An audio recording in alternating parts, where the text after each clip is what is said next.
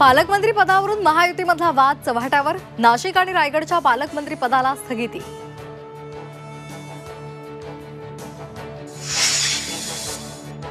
मुख्यमंत्री आजपासून 4 दिवस दाओस दौऱ्यावर. 24 जानेवारीपर्यंत मुख्यमंत्र्यांचा दाओस दौरा. वर्ल्ड इकॉनॉमिक फोरममध्ये सहभागी होणार.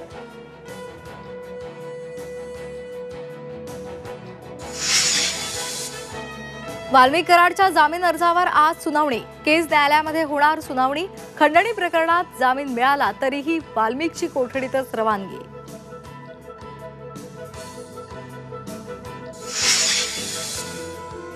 अकोल्यामध्ये आज संतोष देशमुख यांच्या हत्येच्या निषेधार्थ मोर्चा. मनोज जरांगे त्याचबरोबर आमदार सुरेश धस मोर्चात सहभागी होणार. सैफ अली खानवरील हल्ल्याचं पोलीस रिक्रिएशन करणार. आरोपी शहजादला आज सैफच्या घरी नेण्याची शक्यता.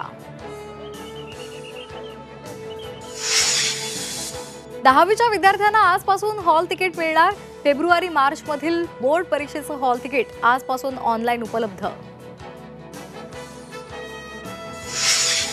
पहिल्या खो खो वर्ल्ड कपवर भारताच्या पुरुष आणि महिला दोन्ही संघांनी कोरलं नाव. महिला संघाच्या विजयामध्ये महाराष्ट्राचंही योगदान. बीडची प्रियंका इंगळे संघाचे कर्णधार.